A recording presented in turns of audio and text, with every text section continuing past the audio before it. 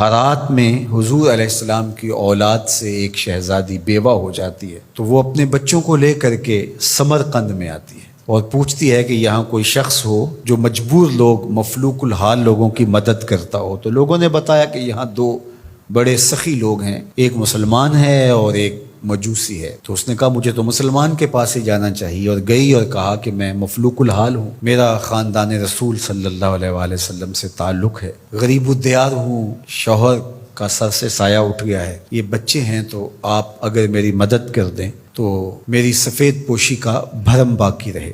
تو اس نے کہا کہ بہت سارے لوگ آتے ہیں اور اس طرح کی باتیں کرتے ہیں، تم بتا سکتی ہو کہ تمہارے پاس کیا ثبوت ہے خاندان رسول سے ہونے کا؟ تو اس نے کہا میں مفلوک الحال ہوں، بچوں کو لے کر کے ہرات سے یہاں پہنچی ہوں، تو میں شجرہ تو ساتھ نہیں لیے پھر رہی، بس میری بات پہ اعتبار کر لیا جائے۔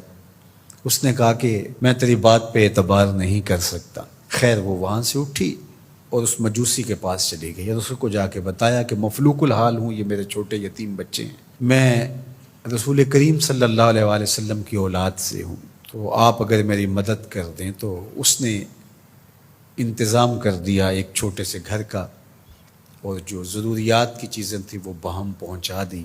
یہ بھی سو گیا اور وہ مسلمان تاجر بھی سو گیا۔ ابن جوزی لکھتے ہیں کہ جب رات ہوئی تو اس مسلمان تاجر نے، سخی نے، خواب میں جنت کے منظر کو دیکھا کہ ایک خوبصورت محل ہے جس کے پاس حضور نبی رحمت صلی اللہ علیہ وآلہ وسلم کھڑے ہیں۔ تو یہ آگے شوق سے بھرا اور کہا حضور یہ محل اگر آپ مجھے عطا کر دیں۔ تو فرمایا یہ ایک مسلمان کا ہے۔ تو کہا میں بھی تو مسلمان ہوں۔ فرمایا تیرے مسلمان ہونے کا ثبوت کیا ہے؟ آنکھیں کھل گئیں، ماضی کا سارا قصہ ذہن میں تازہ ہو گیا، اور وہ جو لفظ کہے تھے کہ تیرے سیدہ ہونے کا ثبوت کیا ہے، وہ لفظ احساس پہ ہتھوڑے برسانے لگے اور نکال دیا گیا دربار رسالت سے۔ صبح ہوئی تو ڈھونڈتا پھرتا ہے کہ کل یہاں کوئی سید زادی اپنے بچوں کو لے کر کے آئی تھی، کسی کو پتہ ہو تو لوگوں نے بتایا کہ وہ فلاں مجوسی ساہوکار اور سخی جو ہے اس کے پاس ہے۔ تو وہ گیا اور دروازہ کھٹکھٹایا اور قدرے وسیلے انداز میں کہنے لگا کہ ہمارے نبی کی بیٹی ہے اور آپ کو حق نہیں پہنچتا ہے، ان کی خدمت ہمارا ہی حق ہے، بلکہ کہا 300 دینار لے لو اور جلدی کرو ہمارے سپرد کر دو۔ تو اس نے مسکرا کے دیکھا، کہا کہ میں نے تو انڈٹھا سودا کیا تھا، اب تو منظر دیکھ چکا ہوں، جہاں رات آپ کو دھکے دے کر نکالا گیا وہاں مجھے وعدہ دیا گیا کہ تو نے میری بیٹی کی خدمت کی ہے، تجھے اور تیری نسل کو جنت کی ضمانت دی جاتی، اور میں تو حضور کے ہاتھ پہ کلمہ پڑھ کے اسلام قبول کر چکا ہوں۔ اللہ اکبر۔ نسبت رسول کا احترام، محض نسبت رسول، عمل تو بعد میں آتے ہیں۔ اللہ اکبر۔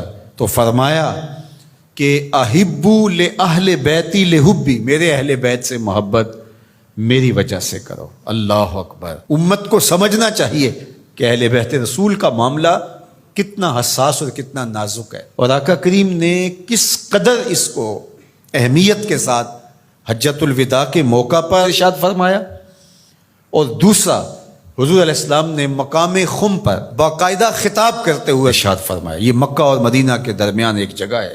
الا ایھا الناس، اے لوگو، انما انا بشر یوشک ان یاتی رسول ربی فاجیب، فرمایا کہ میں بشر ہوں، موت کا فرشتہ پیغام لے کر میرے پاس بھی آئے گا اور میں رب کے بلاوے پر حاضر ہو جاؤں گا۔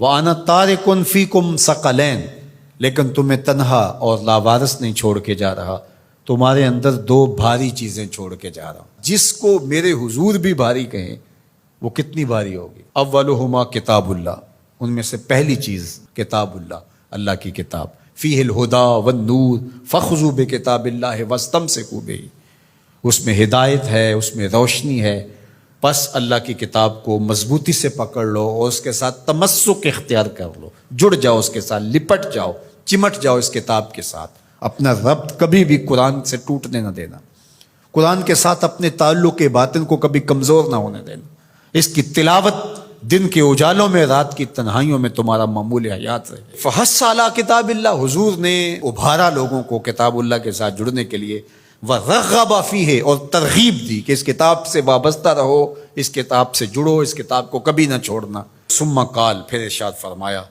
وَأَهْلُ بَيْتِي، اور میرے اہل بیت، اذکرکم اللہ فی اہل بیتی، اذکرکم اللہ فی اہل بیتی، اذکرکم اللہ فی اہل بیتی، 3 مرتبہ فرمایا، میں تمہیں اپنے اہل بیت کے بارے میں اللہ سے ڈراتا ہوں، تذکیر کرتا ہوں، نصیحت کرتا ہوں کہ میرے اہل بیت کے معاملے میں کوتاہی نہ کرنا۔ 1 بار نہیں کہا، 2 بار نہیں کہا، 3 بار فرمایا۔ نگاہ نبوت کچھ دیکھ رہی تھی کہ لوگ کربلا کے اندر شہزادگان رسول کو شہید کرنے کے درپے ہوں گے، اور اہل بیت نبوت کی عظمتیں لوگوں کو ہضم نہیں ہو پائیں گی، تو حضور نے 1 بار نہیں، 2 بار نہیں، 3 بار فرمایا کہ میرے اہل بیت کے معاملے کے اندر ان کی حساسیت اتنی ہے کہ کوتاہی کا ارتکاب نہ کرنا۔ اہل بیت نبوت کا معاملہ بہت حساس ہے، بہت ہی حساس ہے۔ یزید پلیت نے اہل بیت کے ساتھ ٹکر لے کے اپنی عاقبت بھی برباد کر لی اور اپنی دنیا بھی برباد کر لی، اور اپنی نسلوں کو بھی بدبودار بنا لیا اس نے۔ یزید کا نام بدی کا استعارہ بن گیا، دشنام سے بھی بدتر، گالی سے بھی بدتر یزید کا نام ہے۔